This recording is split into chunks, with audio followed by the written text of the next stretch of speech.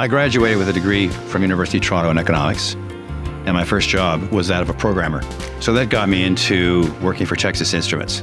And from that point on, I was involved in high tech, new innovations, new technologies, and so on. I first met Dave as part of the committee that was assigned to find a new president.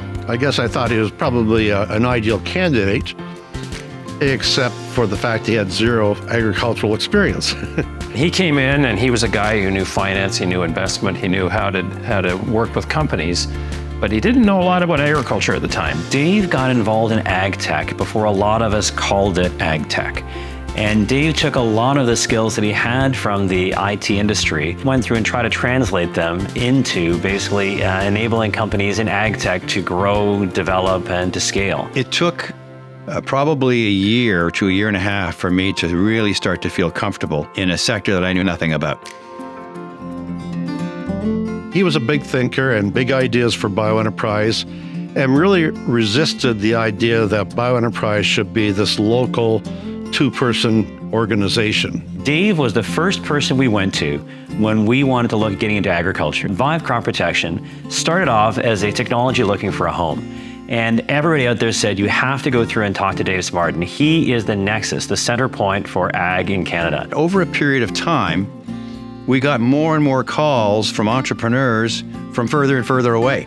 The good news was that this allowed us to generate more funding. So with more money, we could hire more people, we could service more businesses, and we could increase our geography. The success of Bioenterprise over the past 20 years are numerous. Roughly $500 million of economic value generated through their activities. Over 2,500 young startup companies were supported and helped through the efforts of the Bioenterprise staff. Over 2,000 new technologies and new ideas were developed and fostered through the organization. Dave saw that the world, specifically in agriculture, was a disjointed world across the country. It was kind of dysfunctional in the sense that there was all these regional organizations with regional mandates. There wasn't this national vision. His knowledge has really guided them in a successful way. So the current iteration of Bioenterprise with its national scope has just been, I think, phenomenal. It brings the country together. And it's a difficult industry because our country is so large, right? It is so large. How do we bring everybody together? Bioenterprise does that. There were times I wondered where the optimism came from. I was there in the transition from being what I would consider an Ontario-centric organization